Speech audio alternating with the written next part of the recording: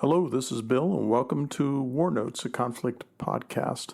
This is episode 021, Strategic Deficit Disorder, National Malpractice, and the Perils of the Death of Statecraft. A little bit of housekeeping. I have not published an episode of War Notes since January of this year, and I suspect that I have cheated my audience a bit by not bifurcating properly between Chasing Ghosts and a Regular Warfare podcast and consigning those episodes to discussions of everything irregular warfare and everything that rubric is over, and then this one, which I had bifurcated out of that so I could discuss conventional conflict, contemporary conflict, historical things about the bigger wars that we have read about or even seen in our lifetimes or dreamed about them in the ways that books allow us to do. A little bit of housekeeping, if I may. It appears that I have a number of paid subscribers. Thank you for the 55 paid subscribers that I have. The benefit on Substack that you get from being a paid subscriber is that you receive the podcast 24 hours before everybody else.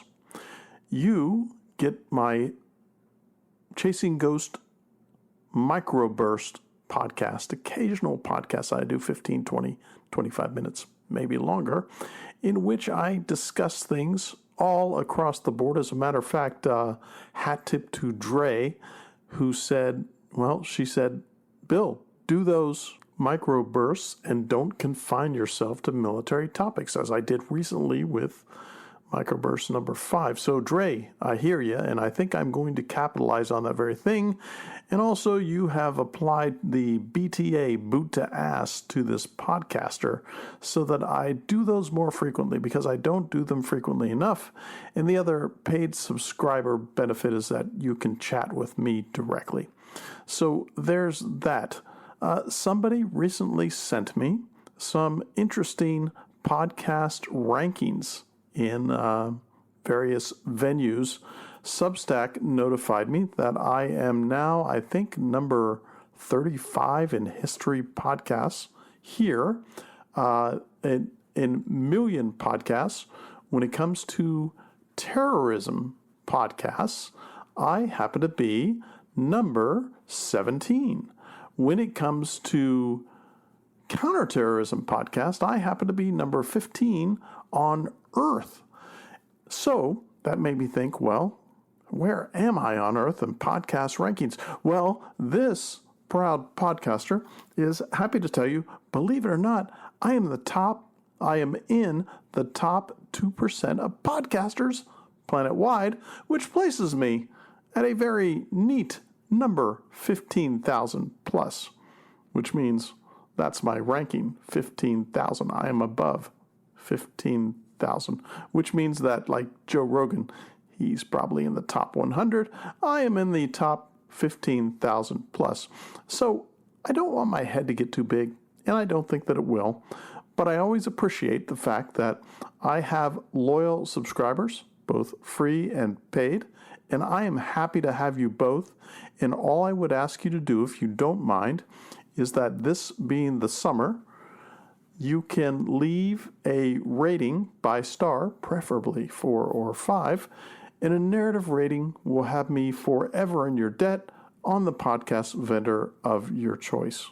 What have I been reading lately? Well, I read fiction every third or fourth book that I consume, because if I didn't discipline myself in that fashion, I wouldn't. So I step back in time to my youth, and my middle son, he and I correspond and talk to each other and recommend books and podcasts and audiobooks to each other. He recommended, Dad, why don't you revisit Death World by Harry Harrison? And man, it was great to get back to that. Really enjoyed it. In preparation for this particular episode, I have read several books. I have quite the library, if I may say so myself. The Making of Strategy, Rulers, States, and War, edited by Williamson Murray, McGregor Knox, and Alvin Bernstein.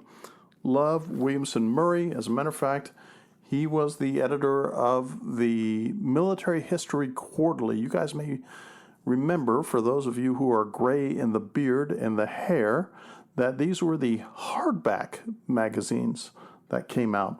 I happen to have a complete collection of those. As a matter of fact, I happen to have an almost complete collection from 1990 of the Virginia Military Institute's Journal of Military History. It's a quarterly, and I happen to have that everything, I think, from 1990 until 2024. And then I catch up on it by searching eBay and seeing if I can find those back issues.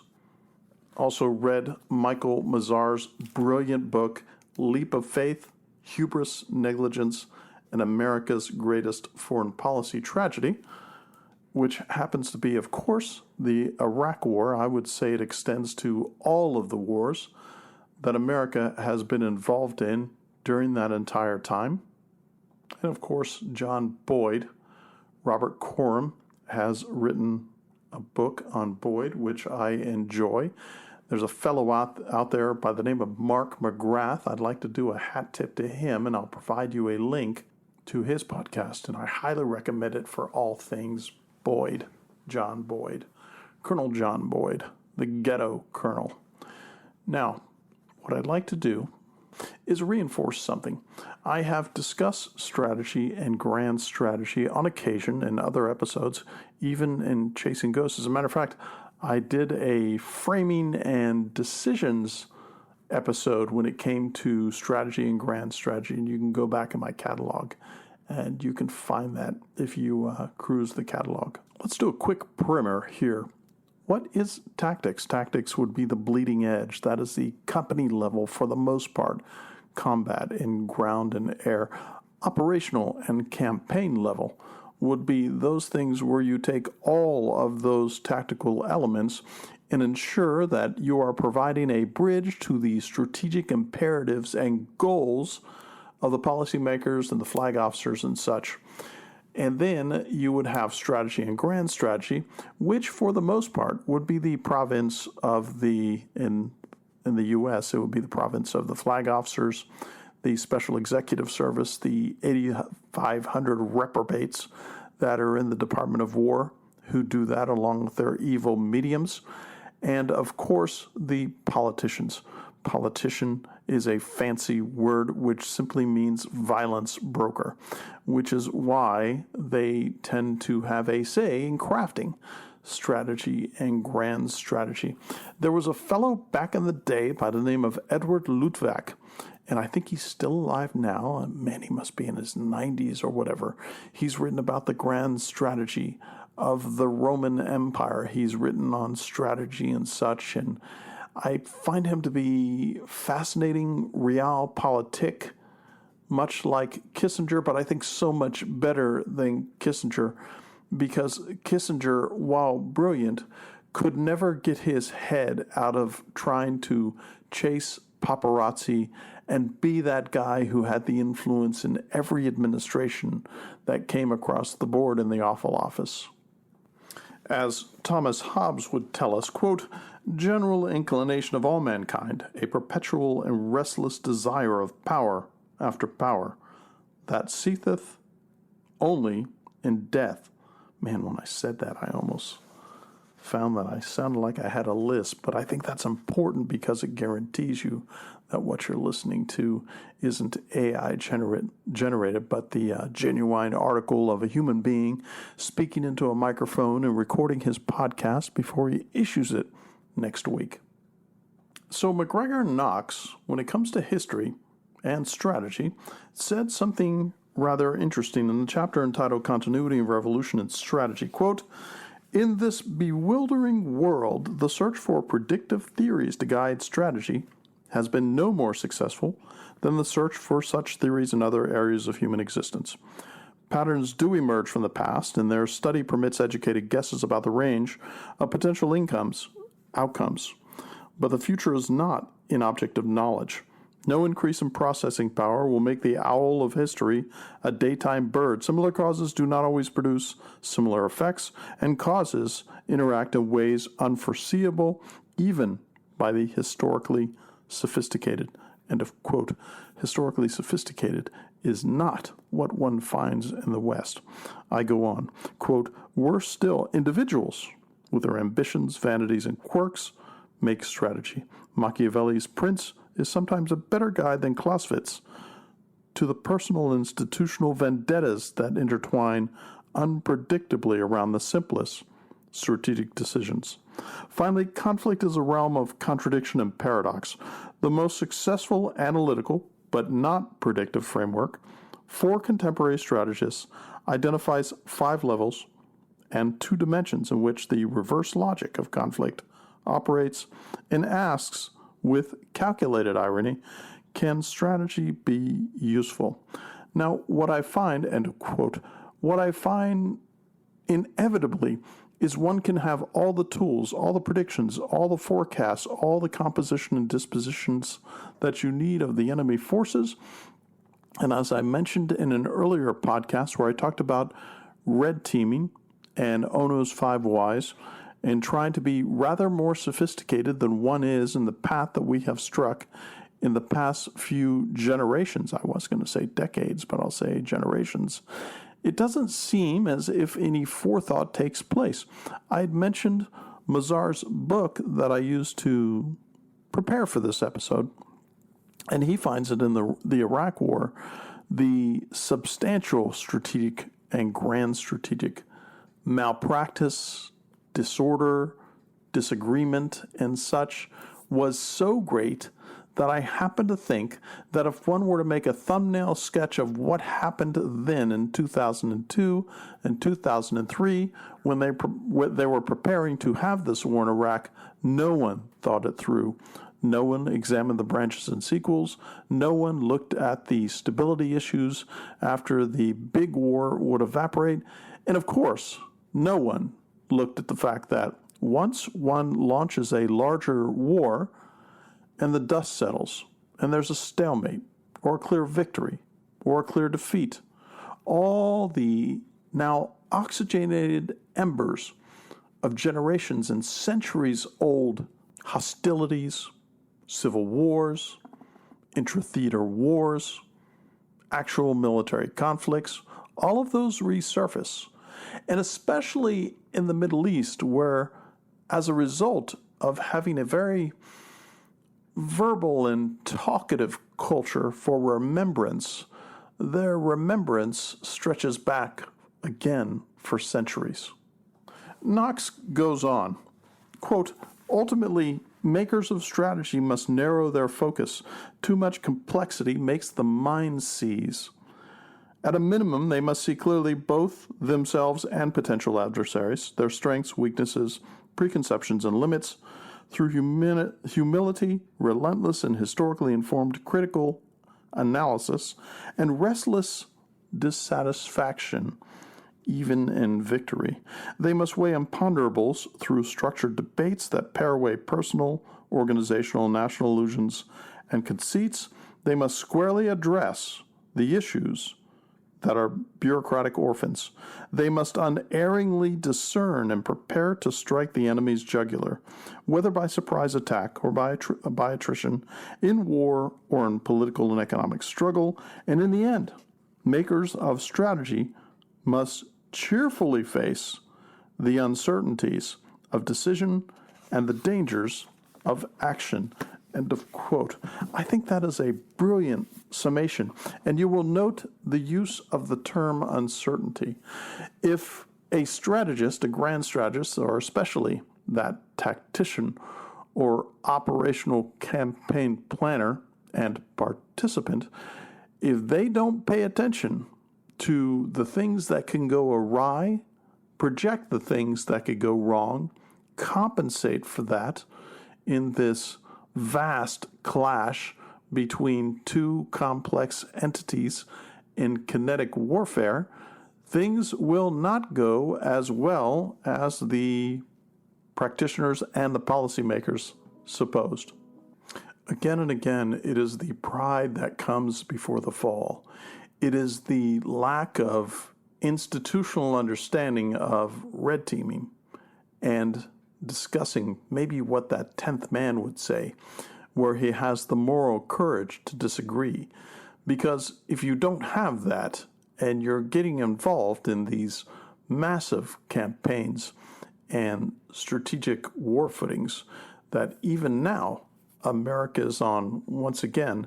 Have they thought everything through? Have they thought through all the possibilities or probabilities of what will go wrong, what will go awry, and how they will address it when it happens? John Boyd, that ghetto colonel that I just told you about, for those of you who are knowledgeable about him, you'll appreciate this. He probably gave me the very best definition I can think of strategy for the common man, strategy for those who don't do this for a living, strategy for those who either in academia or in politics or in statecraft or just being an ordinary soldier can appreciate as the essence of what it is. Boyd says, and I'm paraphrasing, the essence of strategy is that one encourages and nurtures alliances, and you isolate and defeat enemies.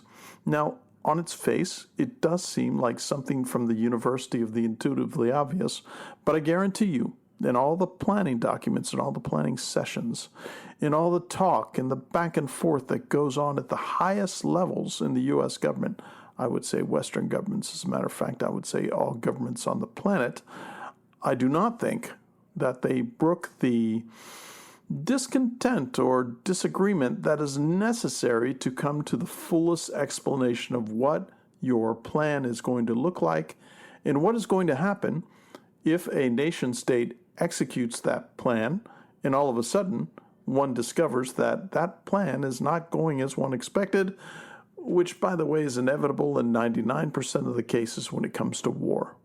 Historically, I loathe FDR and everything that he has done to America, but I have to give the devil credit where credit is due. And in this case, from 1934 to 1940, somehow, some way, FDR saw the tea leaves for future conflict. And he knew that something was coming down. The Wicker Man was on its way on a global basis, with Japan, with Germany, with Italy, with a variety of alliances that were starting to emerge.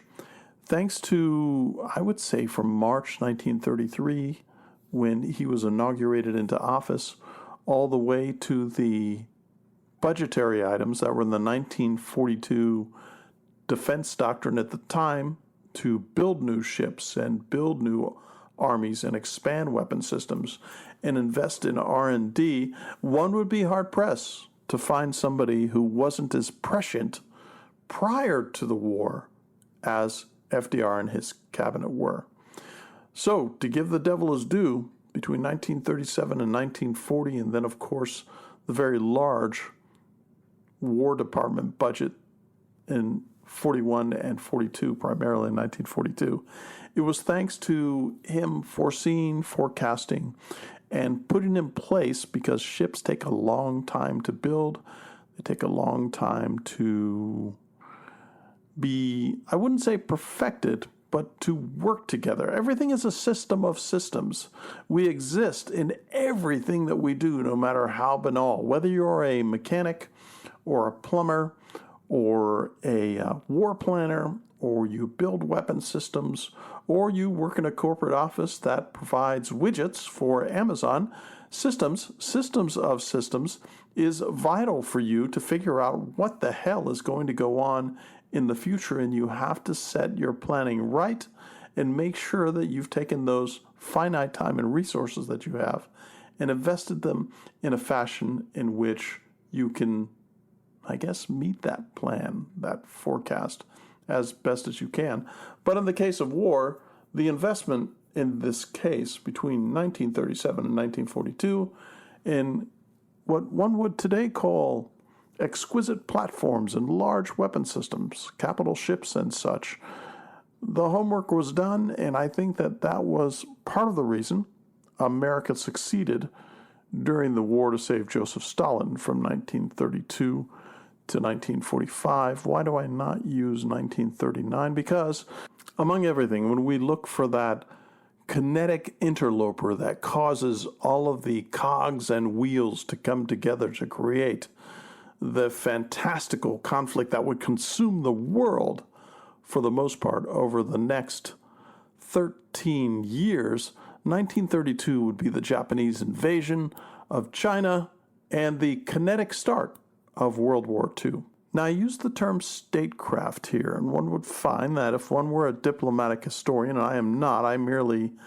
dabble, that no diplomacy works unless you have a very formidable war machine in your back pocket from which you can force the duties or obligations of your foes or allies to do what you're trying to do in shaping the future. This is not a diplomatic podcast, nor do I pretend to be a diplomat in my day job. So I'll leave that to other podcasts and other books who can look into that with much more granularity and probably intellectual heft than I can.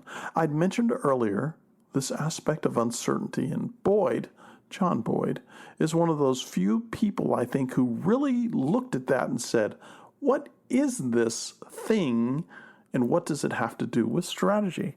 Machiavelli talked about it to a certain extent, but Boyd's account of strategy claims that uncertainty and change are a fundamental aspect of conflict and, more generally, life itself.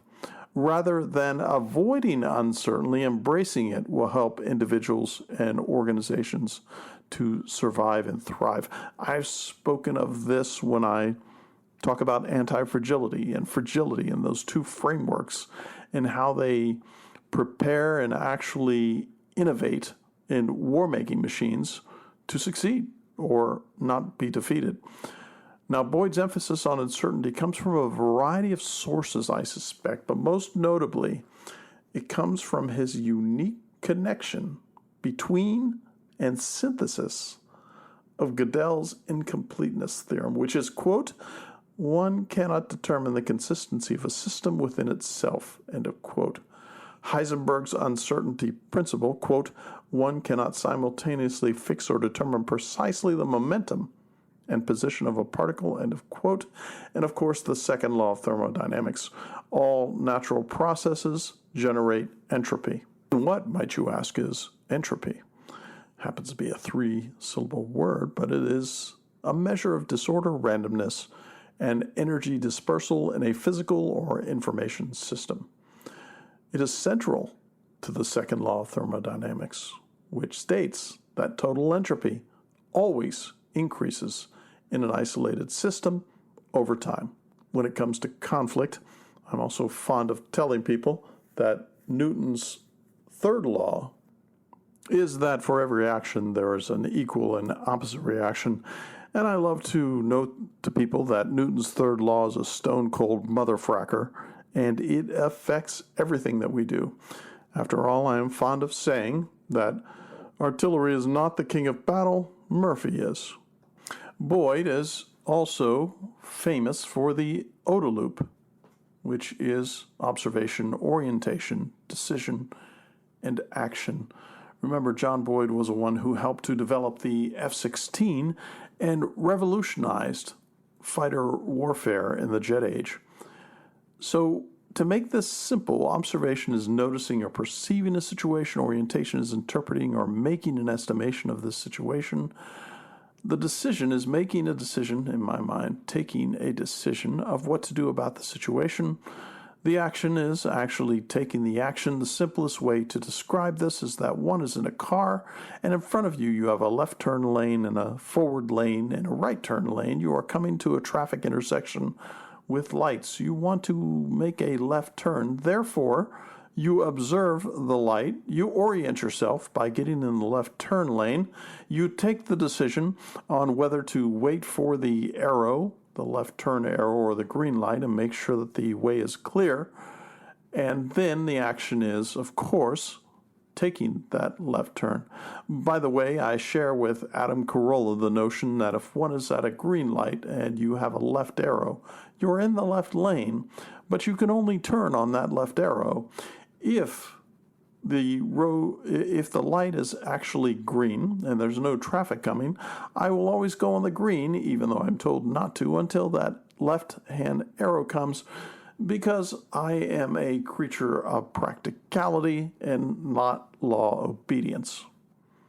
You will find in the show notes that I'm going to include on the Substack, I'm going to include what Boyd did as a complete rendering of the OODA loop, the real OODA loop from Osinga's Science, Strategy, and War.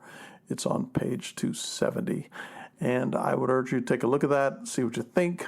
Hard to describe in a podcast in which this is an audio. I know I do have a YouTube channel, but it simply shows my mug, which was not designed for TV, but radio. And you'll be able to get a better rendering of what this means if you're interested. If this is the first time, I can't believe that would be the case, the first time you're exposed to John Boyd and you're interested, there is a host, an abundance of material out there from which you can read about Boyd and the implications and inferences of what Boyd can offer you in real life. I'd mentioned F-16s, but much of Boyd's theories come from his direct experience flying the F-86s in combat and as an instructor. Boyd was famous for a standing bet he developed as an instructor at the fighter weapons school. He claimed that if another fighter pilot was on his six behind him, he could reverse their positions within 40 seconds. If he failed, he would pay the other pilot $40. As Robert Coram tells it, no one ever beat Boyd, who earned the nickname 42nd Boyd. It may very well be the best pilot in the history of the U.S. Air Force. Robert Coram, I can't say that I agree with that. Boyd relied heavily on a quick and violent maneuver he developed to solve a problem with the F-100 planes, the adverse yaw problem. This allowed him to quickly switch positions with another pilot on his tail so that Boyd would be in the clear defensively and also be able to hose or destroy his opponent. Now, Boyd later generalized this phenomenon from air combat in particular to strategy in general with the term asymmetric fast transient, which Chet Richards elucidates as follows, quote, "A transient is a shift from one state to another. Fast refers to the time it takes to make the shift, not, as is often thought, the velocity of the aircraft itself." Because remember, the OODA loop is a mental framework of having that stick in front of you and how you manipulate the aircraft. And asymmetric, which means that one side is better at it than the other. Fast transients can be found in most any form of competition. Now, I would suggest to you that if you go all the way back to World War II, you will find that the Germans, when it came to fighting the Russians with tanks, had fast transients. The Americans, when it came to fighting the Japanese from 1942 to 1945, employed fast transients, and it switched places with the Japanese naval aviators, who from 1940 to 1942 were clearly the world's best naval aviators until, through American industrialization and keeping its best pilots alive by bringing them back to teach aspirant pilots, America would take that place. An asymmetric fast transient like Boyd's maneuvering of the F-100 is an astonishing and unexpected move to an unsuspecting opponent. It exemplifies excellent usage of that OODA loop that I was talking about, where one opponent can operate inside of the other's OODA loop with a faster rhythm than their opponent. I repeat, a faster rhythm than their opponent. So everybody who listens to this podcast will have probably caught on that I'm something of a gun guy and a weapons enthusiast. And as a middling, intermediate gunslinger, as it were, there's an important thing that occurs when one is looking at a gunfight. And one of those things is what's called getting off the X. And all that means is that when one draws one's weapon in combat or some form of social work that you're forced to participate in, you step to the left or right, and all of a sudden you have compromised the OODA loop of your opponent if you're both drawing at the same time, and you will most likely prevail. Now look, I don't want to make this entirely about John Boyd, and I could spend probably tens of episodes, and I know that there's probably dedicated podcasts out there simply to John Boyd. I think that Mark McGrath riffs on that very idea. So I'm simply going to talk about two more things.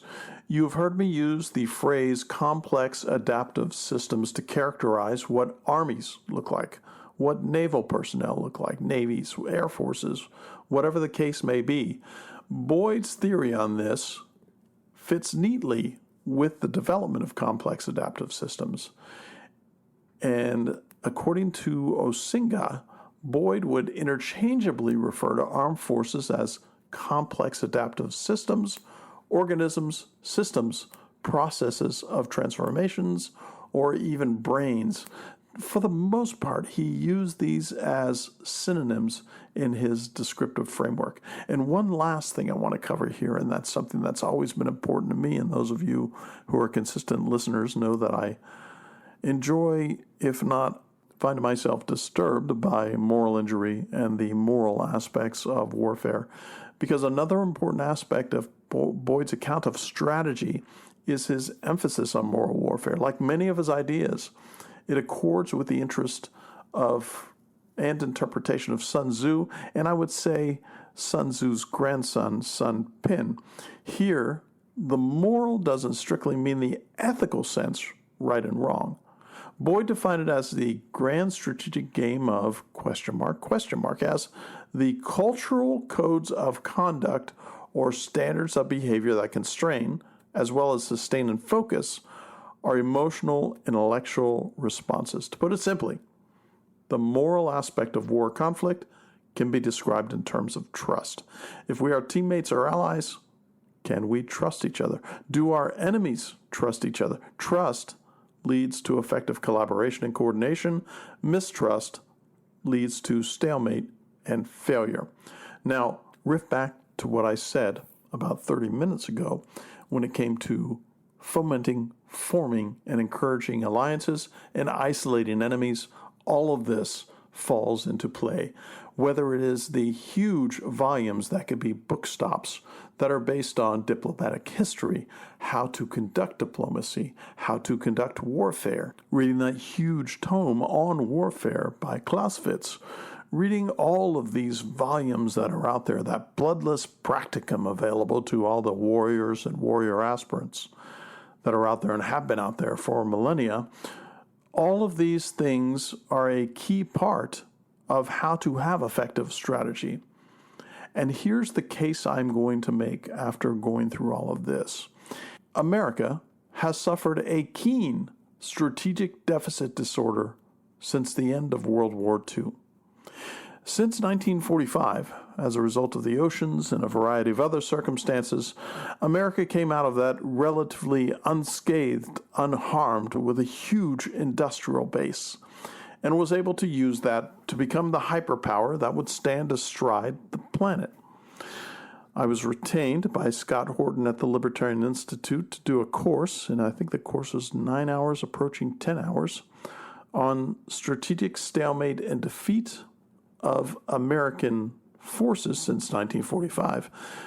Having done that course, and you can find it if you enroll in the Scott Horton Academy, you'll be able to get a glimpse of what I talked about with this, which is that in the end, the size of the bureaucracy, the organizational conflicts, the lack of preparedness when it comes to defending one's homeland, and of course all the birds came home to roost with 9/11 in 2001, where as a result of this strategic deficit disorder that had been practiced planet-wide, all of a sudden America discovered blowback, in this case, for its policies in the Middle East.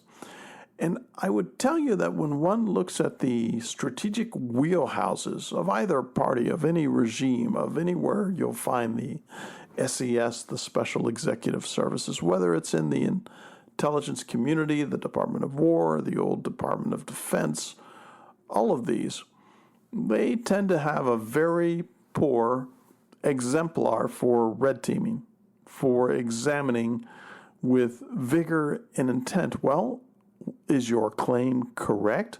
Have you done all your homework?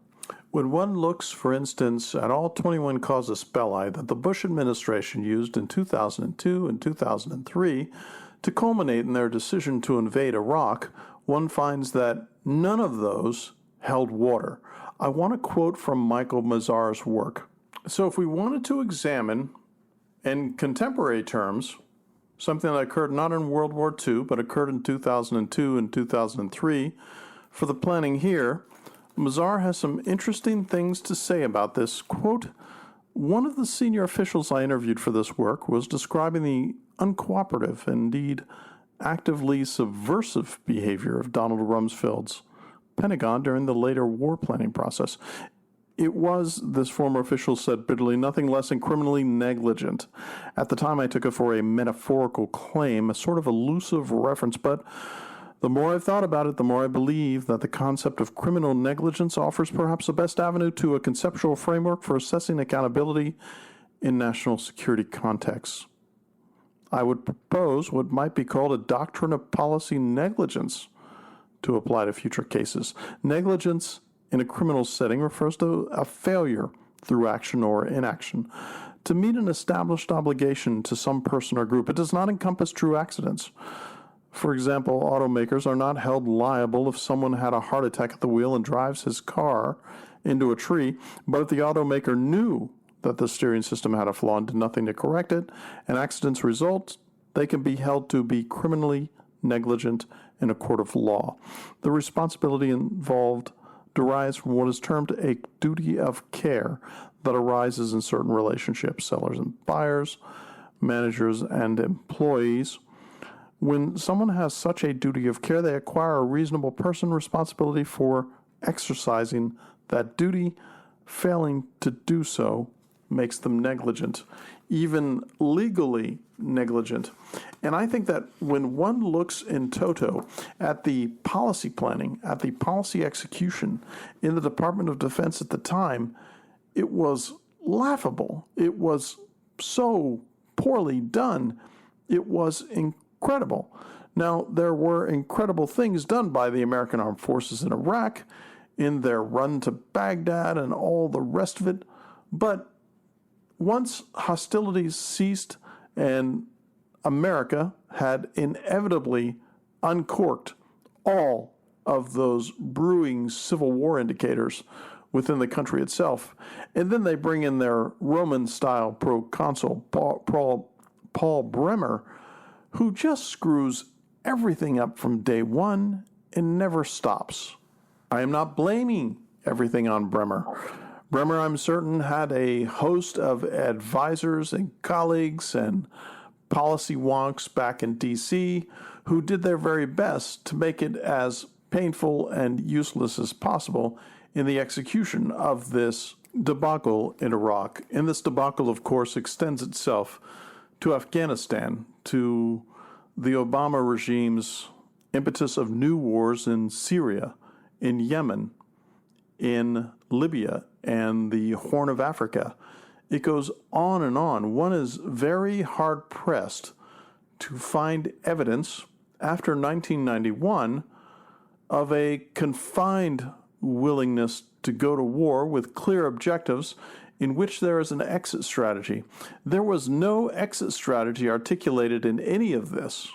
Mazar addresses this, quote, the challenge is especially acute in high-level political leadership because their positions demand two very different sets of qualities. In order to lead effectively and decisively, senior leaders need certainty and confidence, and in order to avoid errors of judgment, they must retain a deeply held humility in the face of events and a natural curiosity and hesitation about leaping to conclusions. Striking this balance turns out to be one of the most difficult aspects of leadership on national security issues. The two factors that helped to fuel the Iraq War, the American missionary sensibility and the urgently felt imperative, had their malign effects in part by skewing this balance, putting all the emphasis on certainty and action rather than care and deliberation. One obvious lesson of the Iraq case, then, is to watch carefully for the hallmarks of such a balance of leadership, of national mindset and mood going badly out of whack.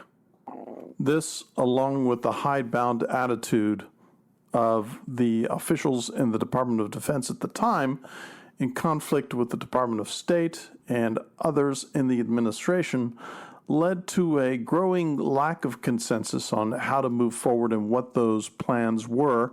And of course, we all know that between 2003 and 2005, once the genie had been let out of the bottle, as it were, and Iraq's Saddam Hussein, who had kept the lid on the Kurdish strife, the Shia strife, and the Sunni strife in the most violent and distasteful manner, what America unleashed didn't seem to be much better.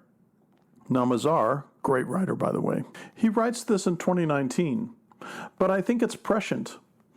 Quote, some of the same worrisome signs are apparent in U.S. policy toward Iran. America's missionary sensibility propels us to oppose the regime in Tehran on essentialist terms and causes us to see it as an irredeemably theocratic, militaristic, revisionist power rather than the troublesome but largely pragmatic regime it has now become. Its nuclear ambitions have provided the spark for a renewed sense of sacred imperative. The whiff of regime change again surrounds U.S. policy.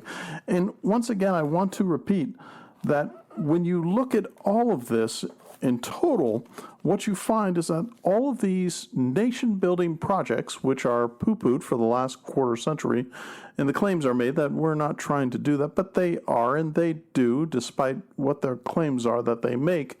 And it is the nation-building that causes all of these problems, where one has broken something and feels a Western obligation to put it back together again after Humpty Dumpty fell off the wall. Mazar goes on, quote, what then can we do about these risks? How can the United States, officials of future administrations, members of Congress, the American people avoid another misjudgment on the scale of Iraq? Doing so demands, first of all, awareness, an official class, legislative branch, national media, and voting populace that all possess a more self-conscious appreciation for the risks of this messianic turn of mind. That way of thinking remains alive and well through the U.S. national security community, ready to stand behind U.S. policy, especially in moments of crisis, and shove it into new calamities, end of quote.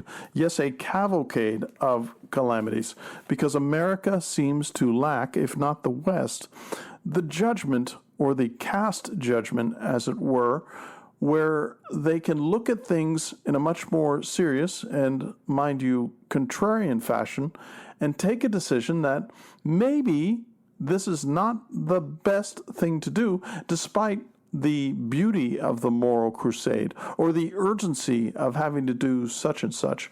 There are those out there who would tell you that with the present Iran kerfuffle, that there is another nation state elsewhere in the world that seemed to have put its thumb on the scales in America and provided all of the, may I say, nonsensical reasons and casus belli to pursue this very wrong-headed policy, because whether you agree with this or not, an air invasion of Iran is a disaster, and I've covered that in other episodes.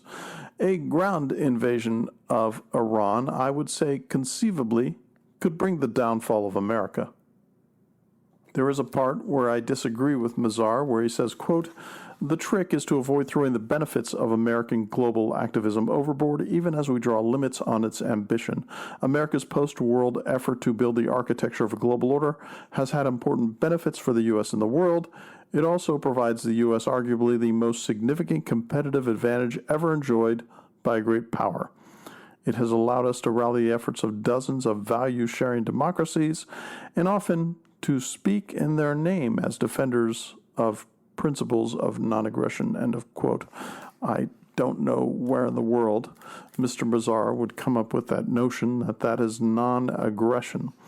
And then he says, quote, this will take effort because, as I've argued, the urge to load up the troop ships seldom emerges out of thin air. It comes in the aftermath of a crisis or an attack.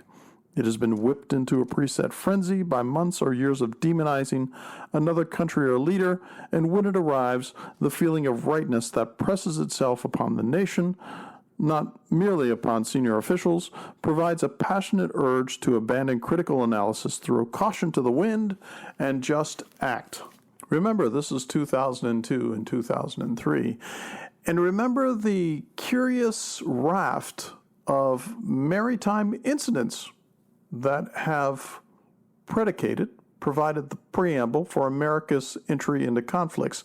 The 1898 sinking of the USS Maine, the damage of the Lusitania as a preamble to go into World War I, the Pearl Harbor event.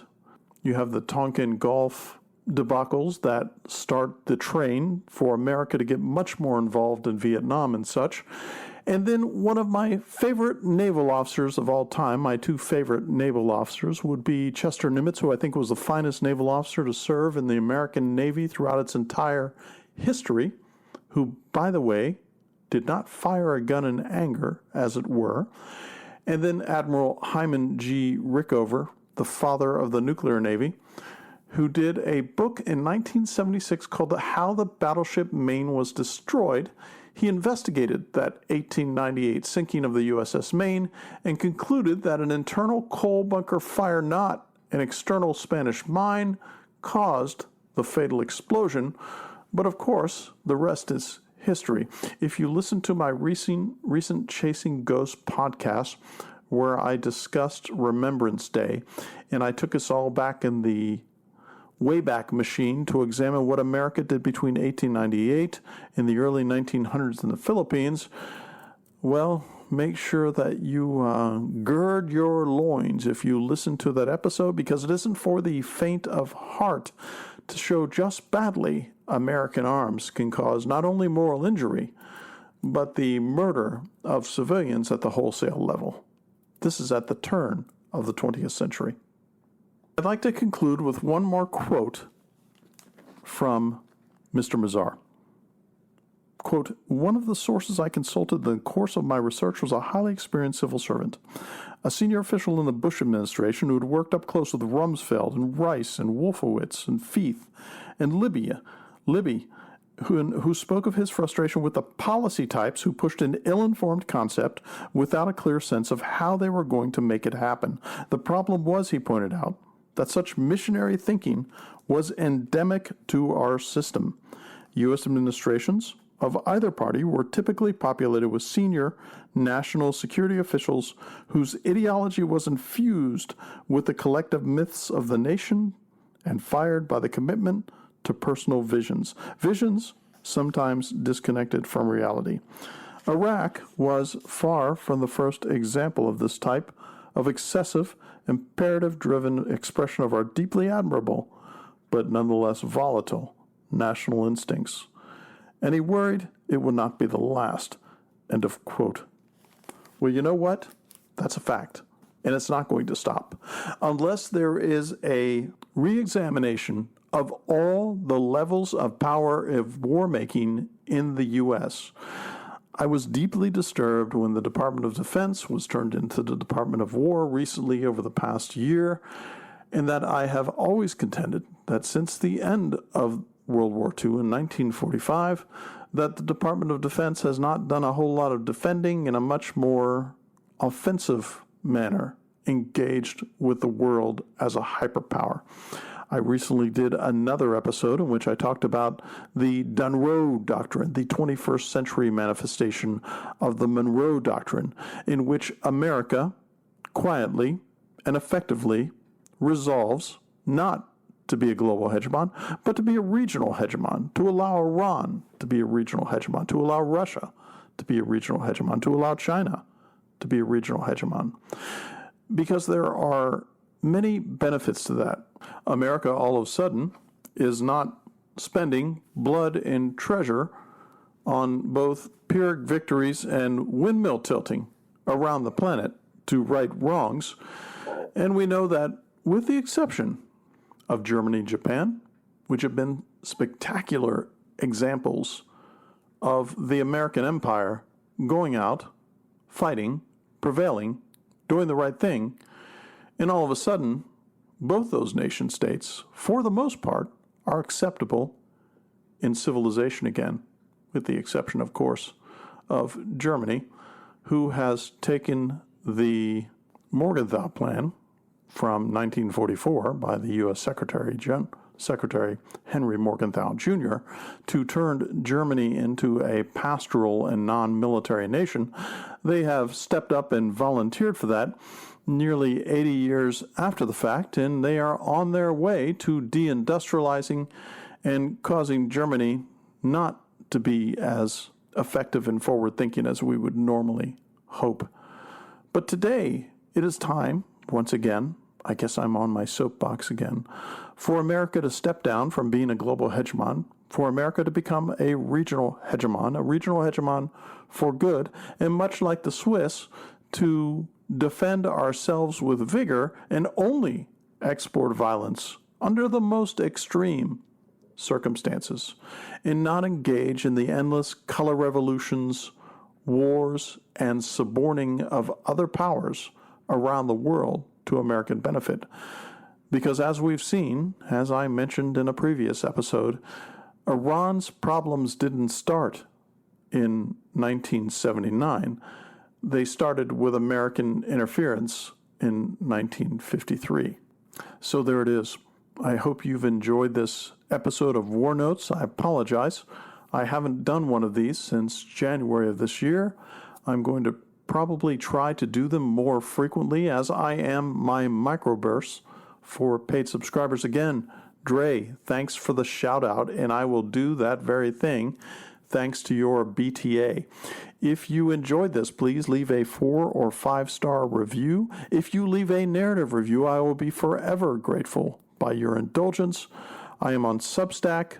You will find the Chasing Ghosts podcast there. The original reason I even did that was so that I could enjoy the comments and conversation when my episode is put out into the wild, for you guys to tell me whether I did a great job, or maybe you can take me to task because my evidence or arguments were found wanting, and you could fix that. If you wish to get in touch with me by email, it is cgpodcast@pm.me. That is cgpodcast@pm.me. You will find it in the Substack show notes. Again, I wanted to thank all of you for listening and indulging me. This is Bill, out.